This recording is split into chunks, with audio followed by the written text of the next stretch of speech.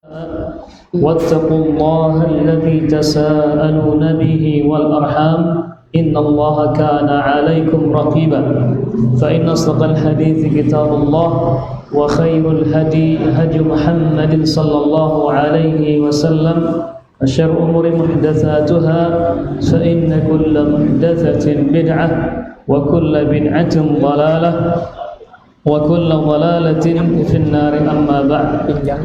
Ikhwani a'izza'i rahimakumullah jami'an. Kembali kita membaca kitab Minhajul Firqatin Najiyah wa Ta'ifatil Mansurah, atau dalam terjemahan bahasa Indonesianya jalan golongan yang selamat yang senantiasa mendapatkan pertolongan dari Allah Subhanahu wa taala. Jadi inilah cara kita untuk menyatukan umat dengan cara memahami agama yang benar.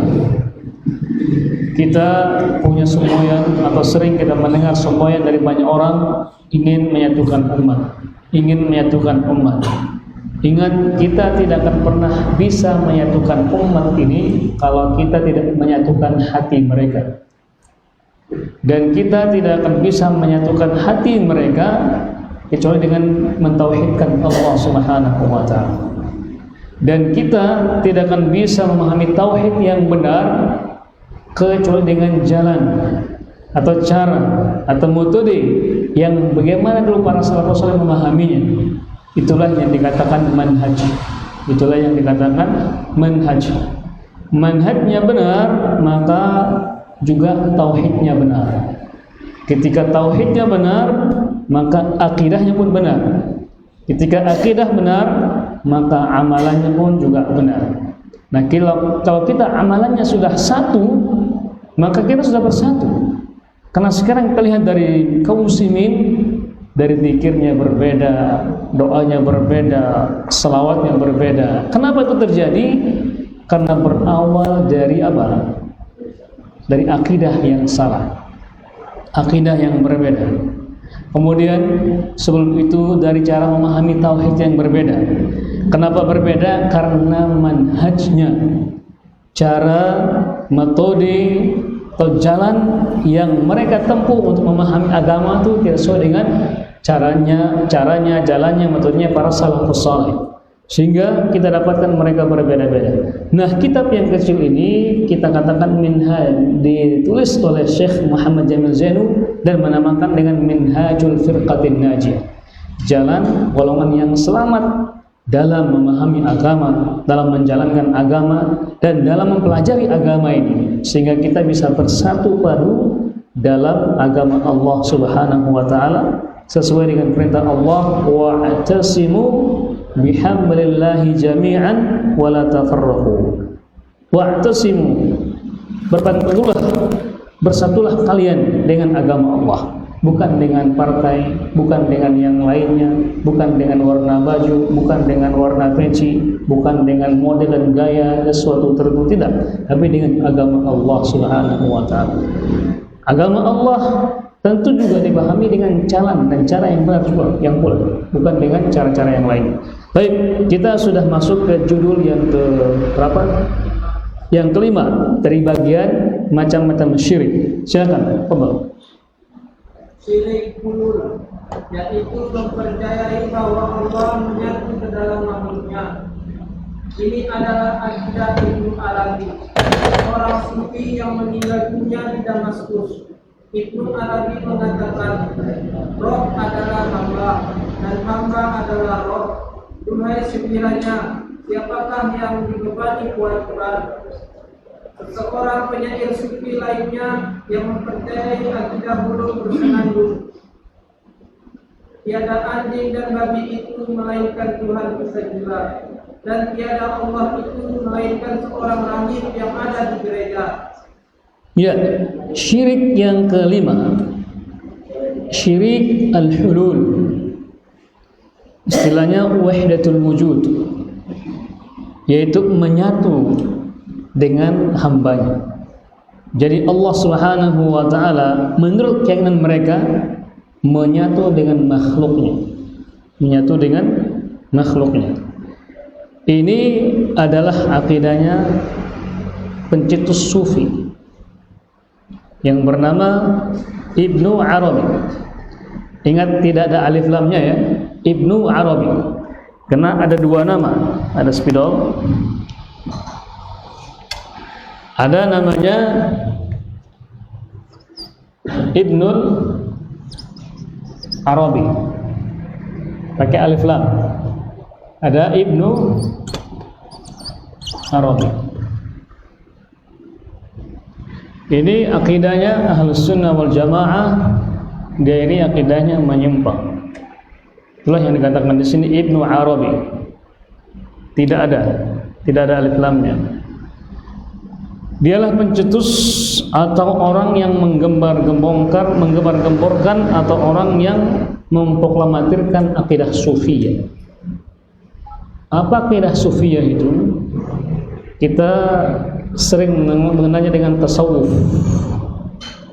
atau di Sumbawa dikatakan ilmu toloka. Ilmu toloka, ilmu orang terdahulu katanya.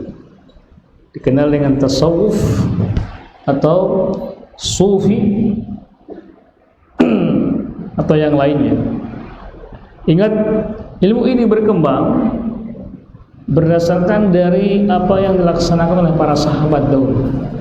Ingat, istilah tasawuf atau sufi ini tidak dikenal di zaman Nabi dan tidak pula dikenal dengan para sahabat. Ingat, para sahabat dahulu mereka hanya meninggalkan dunia. Makanya dikenal dengan namanya zuhud atau wara. Zuhud atau wara. Para sahabat, diantaranya para sahabat Khulafaur Rasyidun dan sahabat-sahabat yang lainnya dikenal dengan zuhud atau wara. Apa maksudnya itu zuhud? Itu meninggalkan dunia. Mereka fokus beribadah kepada Allah Subhanahu wa taala. Di situ saja mereka mengambilnya, tapi mereka tidak mengambil yang lainnya. Sehingga apa? Dari sinilah mereka menjauhkan diri dari dunia. Mencari. Yang mereka cari apa? Mencari rahasia Allah, katanya. Mencari ilmu Allah. Jadi membuka tabir ilmu Allah. Makanya dikenal dengan ilmu ladun, katanya. Ilmu ladun. Dan mereka itu kalau ingin mendapatkan makom, mereka menggunakan makom, istilahnya makom. Makom itu tingkatan-tingkatan. Mereka harus lalui makom-makom itu. Mereka punya syekh yang menamakannya mursyid. Apa namanya? Mursyid. Nah, orang sebagai murid itu dikatakan salik. Yang muridnya dikatakan salik. Syekhnya ulama ini dikatakan mursyid. Dan untuk menempuh itu semua itu, makom-makom itu ada langkah-langkahnya, tergantung Anda makomnya di mana. Makom itu apa tadi? Tingkatan-tingkatannya. Kalau istilah dalam ilmu dharmanya, kasta-kastanya. Ini Pak ada pemukhlis dari Bali tahu ya, kasta-kasta ya. Ada kasta-kastanya. Bahasa Arabnya ada makom-makomnya. Dan masing-masing makom itu beda cara beribadahnya kepada Allah Subhanahu wa taala. Jadi kalau antum belum bisa, kalau belum sampai ke makom tersebut, belum bisa dan belum boleh melaksanakan ibadah tersebut. Harus melangkahi itu dulu. Banyak kita mengenal mana penghapus.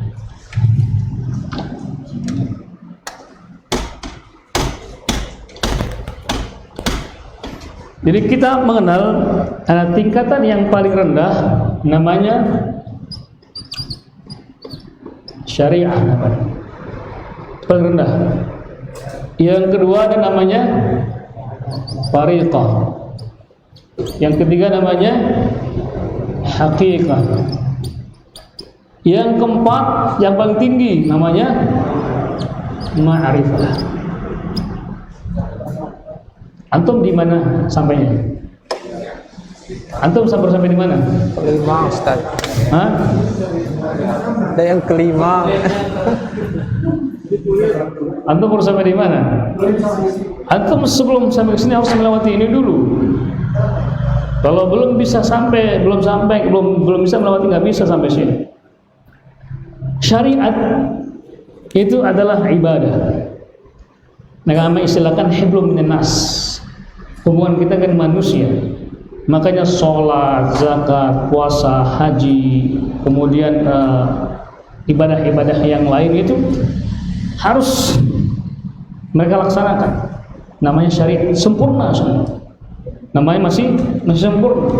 Kita masih melaksanakan semuanya itu. Karena kita masih syariat. Masih syariat. Itulah dikatakan oleh mereka namanya hablum minan nas. Hubungan kita dengan manusia, jual beli dan segala macam itu masih berkumpul, masih jualan, masih bisnis, itu masih syariat. Masih syariat. Kalau sudah naik ke tingkat yang berikutnya, tariqah, itu jalan. Itu jalan. Jalan untuk menempuh hakikat namanya tariqah. Makalah muncul yang namanya tariqat Naqsyabandiyah, tariqat Rifa'iyah. Orang Sumba mengenal dengan tarekat. Ya. Orang Sumba mengenal dengan apa? Tarekat namanya. Muncullah tariqah. Di Indonesia ini ada sebuah buku menulis merangkum katanya ada 12 tarekat di Indonesia ini. Ada 12 tarekat yang tersebar di Indonesia ini, di Nusantara ini. Tarekat ini menanggalkan semua itu, kecuali hanya zikir saja. Di siang mereka hanya berzikir saja. Berzikir memfokuskan apa? Ibadah mereka hanya zikir saja. Makanya muncullah zikir-zikir berbagai macam. Zikir dan zikir saja. Dan itu menyendiri, menanggalkan semuanya, tinggal fokus kepada zikir saja. Kalau sudah melewati itu, kalau sudah merasa bahwasanya zikirnya itu tidak seperti orang kesurupan, emang kesurupan sebenarnya. Memang kesurupan. Orang kalau sudah menyatu dengan zikirnya, itu zikirnya luar biasa, saking khusyuknya kata mereka itu bergetar dia. Itu kesurupan. Maka lanjut yang namanya hakikat. Hakikah. Mereka sudah sampai kepada keyakinan. Maka mereka mengambil dari firman Allah, wa'bud rabbaka hatta ya'tiyakal yaqin. Sembahlah Rabbmu sampai datang kepadamu yang namanya keyakinan. Hakikatnya sudah ada, muncullah yang namanya keyakinan. Kalau sudah yakin, nggak perlu ibadah.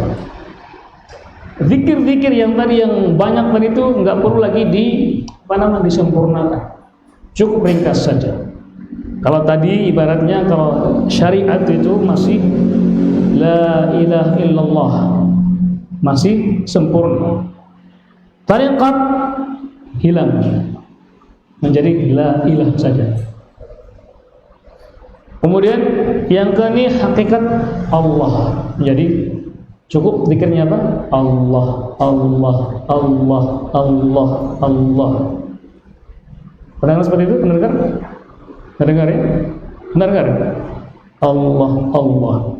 Kenapa? Karena sudah para kasta yang sebelum tertinggi, yaitu hakikat. Kemudian kalau sudah melewati ini, muncullah yang namanya ma'rifat. Abu Sakinah cocok nantum sini. Antum sudah ma'rifat sudah. Kenapa dikatakan ma'rifat? Karena dia sudah mampu menyingkap rahasia-rahasia ketuhanan. Mereka sudah mampu membuka tabir-tabir rahasia Allah Subhanahu wa ta'ala. Maka jangan heran kalau kita bertemu dengan mereka ini, pertanyaannya aneh-aneh. Jadi imam itu apa? Apa di depannya imam? Apa di depannya imam?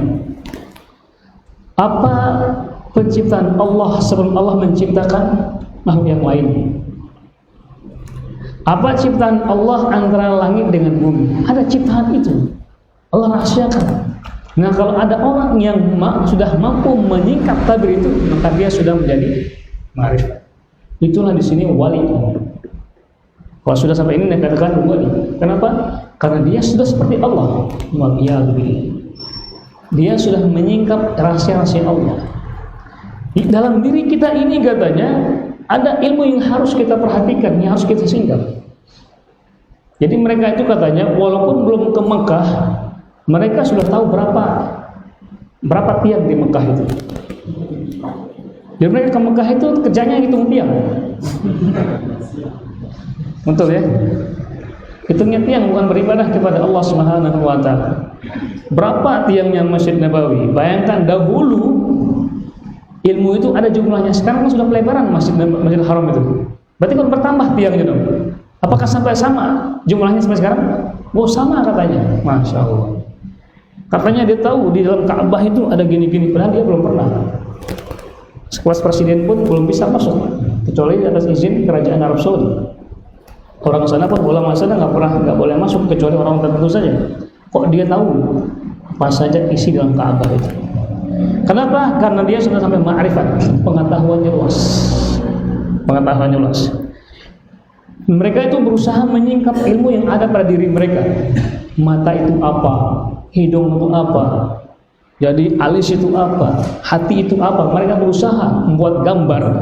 Semacam kalau kita dulu belajar geologi ya, ada hati, jantung kan? Mereka tidak, ada bagian-bagiannya. Dan setiap bagian itu ada dikir-dikirnya. Ini dikirnya apa? Ini dikirnya apa? Katanya mereka sudah berhasil menyingkap rahasia Allah Subhanahu wa taala. Maka muncullah semboyan yang mereka katakan apa? Man 'arafa nafsahu 'arafa rabbahu. Barang siapa yang telah mengenal dirinya, maka sungguhnya dia telah mengenal Allah Subhanahu wa taala. Jadi cukup kita mengenal diri kita ini. Kalau antum nggak tahu diri antum, berarti antum belum dikatakan sebagai makrifat. Antum masih syariat. Jadi kita ini masih syariat, belum ada apa-apanya. Masih salik namanya. Apa salik itu? Mencari ilmu. Masih awam, masih orang awam. Salik itu sudah tingkatan berikutnya, pencari ilmu. Ini sudah ustadznya, mursyidnya. Ini mursyidnya. Kalau ini sudah wali. Kalau wali itu kata mereka tidur nggak tidur dia di langit sana tidurnya. Itulah keinginan orang-orang mereka. Makanya muncullah perkataan apa yang dibaca tadi itu oleh Ibnu Arabi itu. Ar-Rabbu 'abdun wal 'abdu rabbun, ya laita syi'ri manil mukallaf. Ingat, dia yang mengatakan, dia bingung sendiri. Dia yang mengatakan mana Pak Bos? Dia yang mengatakan dia bingung sendiri. Coba kita tulis bahasa Arabnya ya. Ar-Rabbu 'abdun wal 'abdu rabbun. Kemudian ya laita syi'ri manil mukallaf.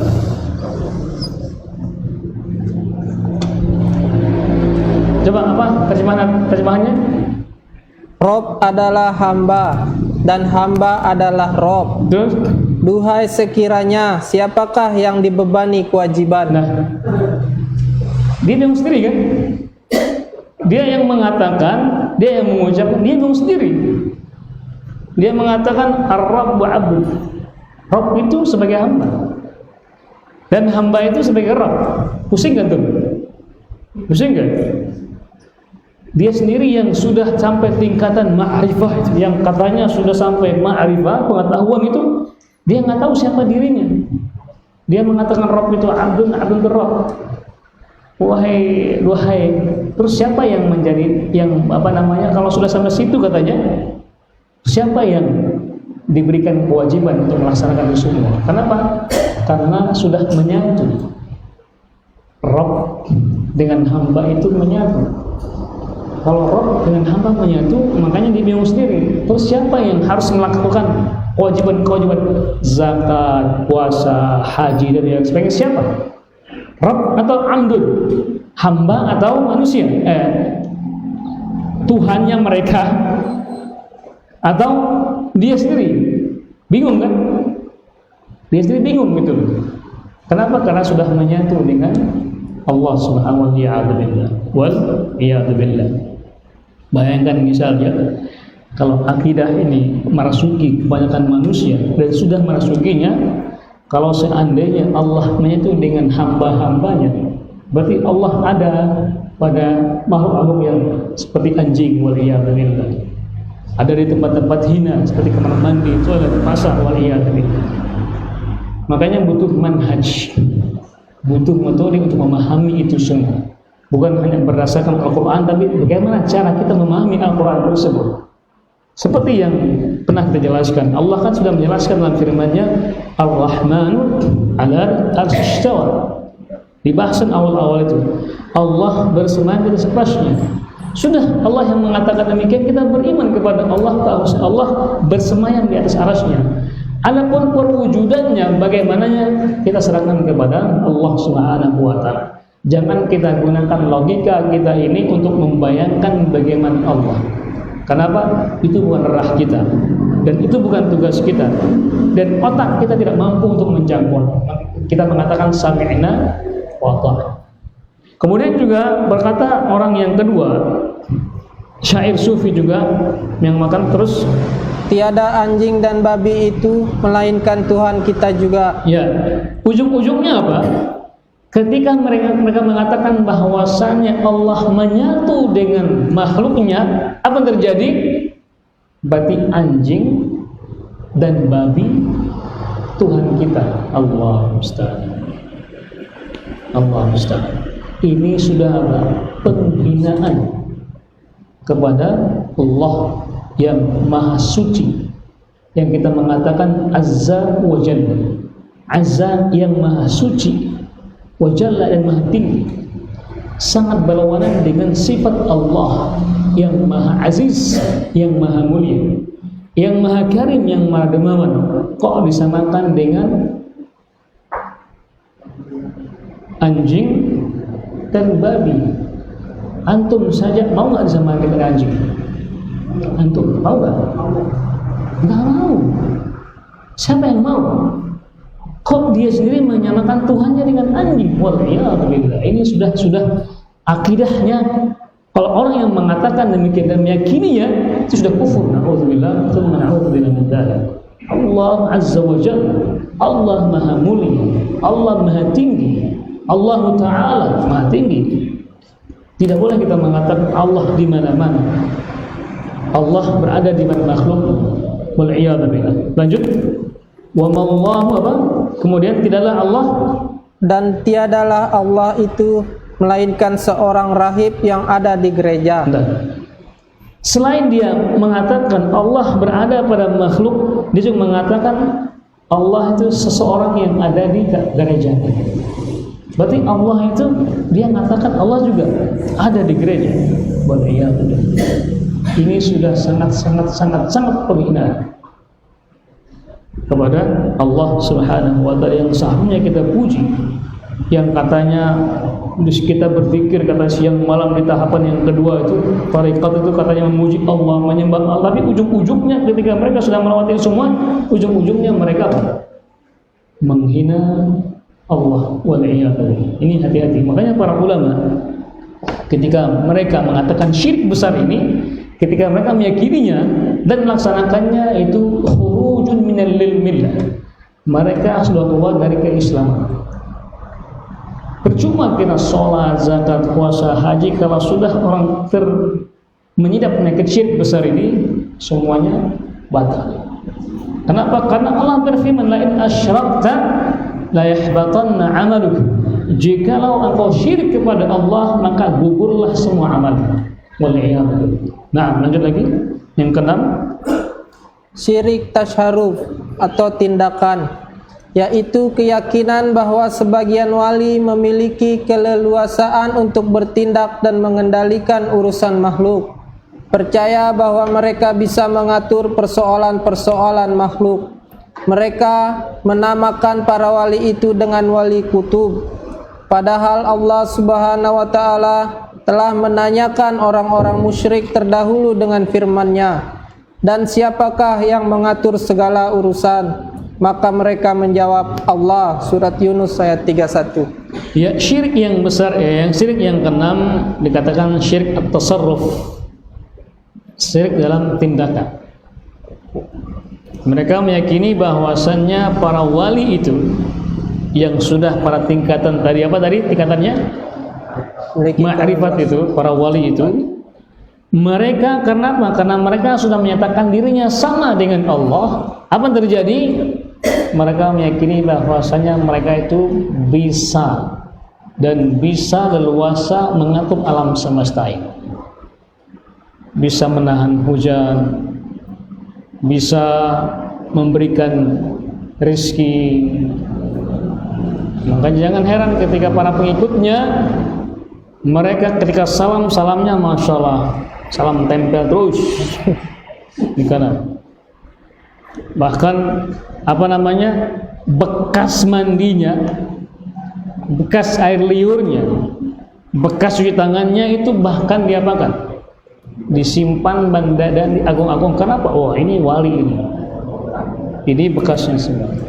Ini luar biasa. Kenapa? Mereka pun ketika orang-orang seperti ini meyakini karena mereka bisa seperti wali. Bukan, mereka seperti Allah.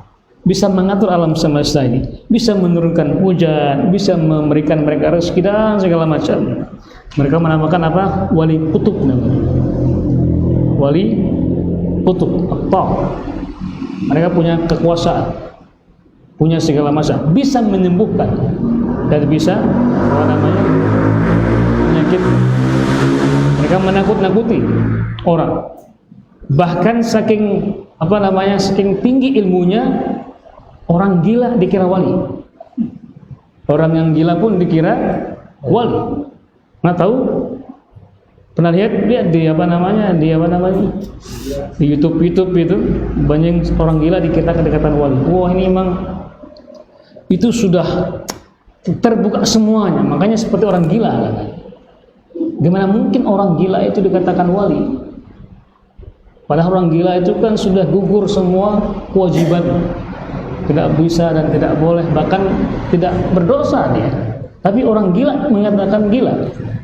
Makanya tidaklah orang gila itu digila karena dia kecuali kalau dia sendiri gila. Orang gila dikatakan wali.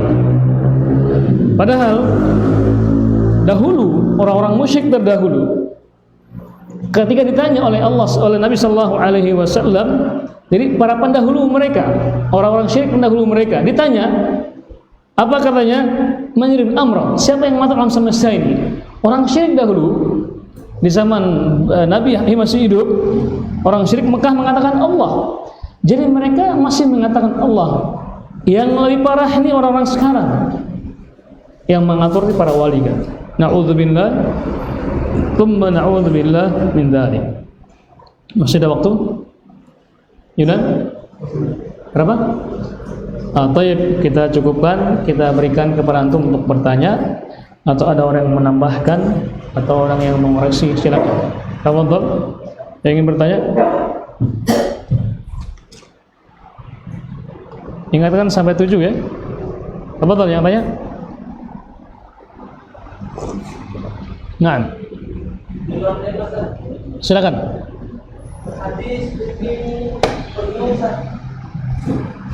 Hadis kuping berdengung. Kenapa kupingnya? Kenapa kupingnya? Ada hadis kalau berdengung kita dilarang bersalawat. Allah alam, mana nggak tahu. Nggak tahu. Ada yang tahu?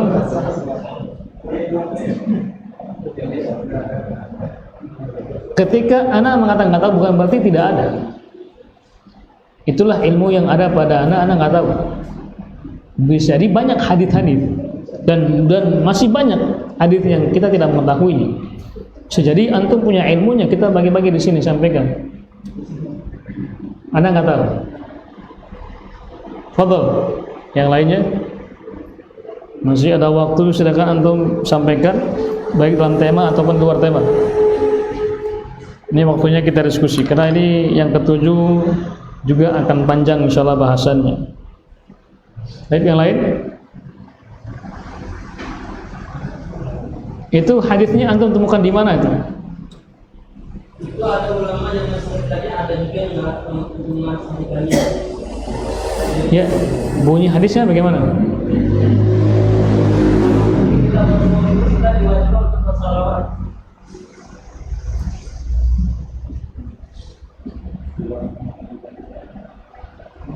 Ada yang mensahihkannya, ada yang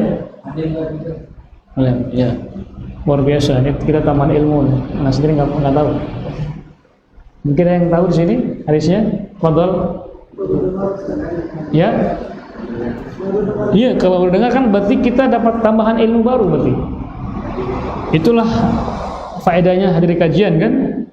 Ustaznya nggak tahu, antum tahu, luar biasa kan. Jadi kita berbagi ilmu di sini. Jangan antum kira semua ustaz tahu semua, tidak.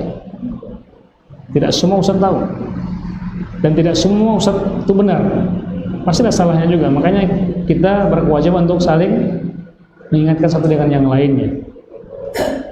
Kita di sini saling sharing ilmu. Total musuh kita? Ya.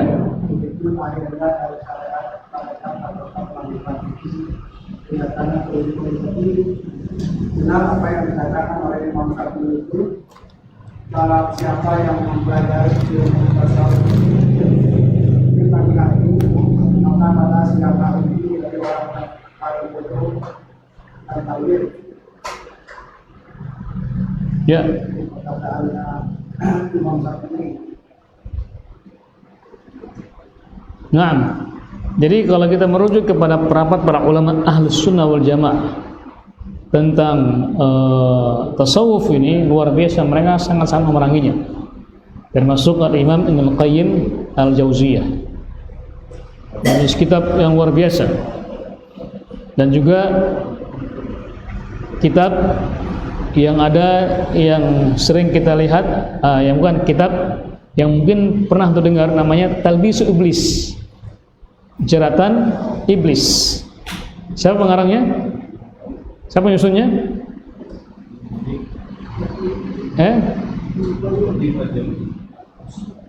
Ibnul Jauzi atau Ibnul Qayyim Al-Jauziyah? Beda.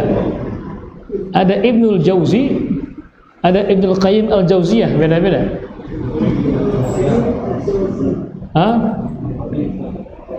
Talbisu Iblis itu punya siapa? Ibnul Qayyim Al-Jauziyah atau Ibnul Jauzi? Di sini ada beda pendapat nih. Jangan salah paham. Jangan salah paham. Ada yang punya bukunya? Ada punya? Jangan kata itu ada Ibnul Arabi, ada Ibnu Arabi. Mana yang sunnah, mana yang tidak sunnah tadi itu? Ibnu Arabinya yang tidak ada alif lamnya. Ibnul Arabi itu yang akidahnya Ahlus Sunnah wal Jamaah. Ibnu Arabinya sama kata itu. Talbisi Iblis itu karangan siapa? Ibnul Qayyim Al-Jauziyah atau Ibnul Jauzi? Coba sekarang buka Google-nya, siapa penulis Talbisu Iblis? Itu bukan Ibnul Qayyim Al-Jauziyah tapi Ibnul Jauzi. Coba, sudah ketemu? Ada yang ketemu? Pak Google-nya, siapa pengarang atau penyusun kitab Talbisu Iblis? Siapa? Nah, Ibnul Jauzi. Ini jangan salah ucap. Ibnul Jauzi, bukan Ibnul Qayyim Al-Jauziyah. Mirip-mirip ya? Mirip-mirip. Sama juga dengan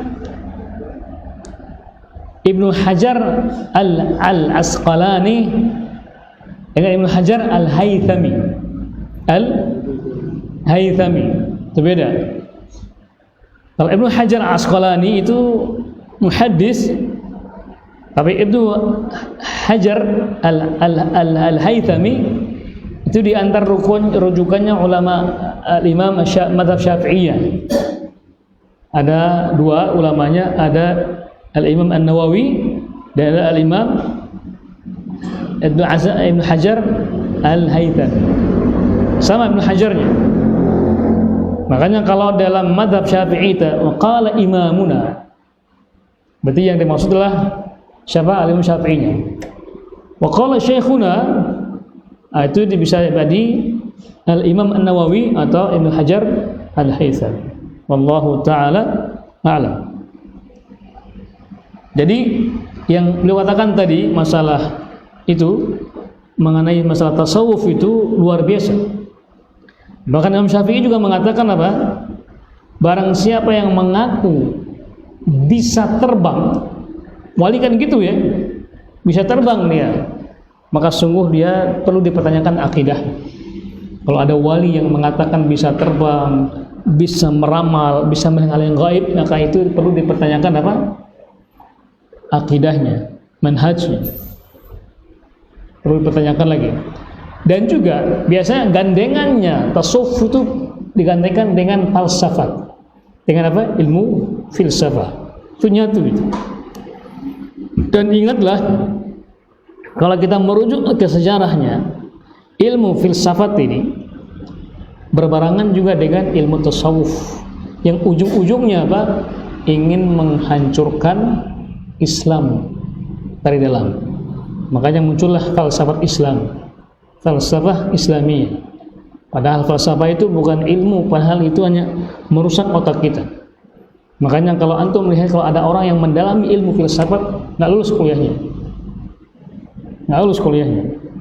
Coba siapa yang sekarang di Indonesia yang dikatakan kuat filsafatnya? Siapa? Oki Gerung kan? Lulus nggak satunya? Nggak lulus dia. Kenapa? Karena dia merasa dirinya, wah ini ilmunya nggak penting, nggak usah saya ambil apa namanya ijazah. Dan beberapa kali saya ketemu dengan orang-orang yang ahli filsafat itu di Masjid Agung waktu kita buka kajian di sana. Berapa orang setelah kajian temu dengan kita bertanya, dan saya tanya dari pertanyaan itu mengandung itu filsafat. Saya tanya, udah kuliah belum? Kata, lulus belum juga katanya. Ya itu ujung-ujungnya apa? Ujung-ujungnya dia bingung sendiri dengan keadaannya dia sendiri. Akhirnya ujung-ujungnya dia tidak mau melanjutkan kuliahnya. Kenapa? Bingung. Jadi filsafat itu bukan membawa kita dengan yakin, tapi membuat kita apa? Menjadi kita ragu dari apa yang kita pelajari. Adzan dulu? Masih? Baik, ada lagi yang lain? Jadi apa yang mana? Tingkat makrifat itu bisa dihubungi murtad atau Masya Allah.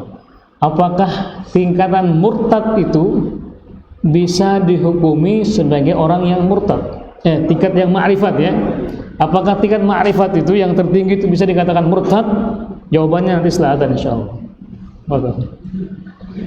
Betul, adzan dulu. Karena jawabannya panjang. Kita butuh waktu yang panjang. Apa tadi pertanyaannya coba yang kedua? Apa pertanyaan tadi? Jadi hadis itu boleh dibaca sama orang awam tanpa bimbingan dan Boleh. Karena itu kalau apa yang dulu kayak yang mana?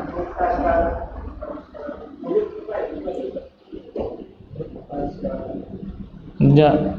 Cari dulu nama bukunya. Kalau yang tadi boleh. Ya nanti kita jawab lagi. Jawab pertanyaannya, mungkin insyaallah jawabannya setelah adzan. Fadhol. Adzan dulu.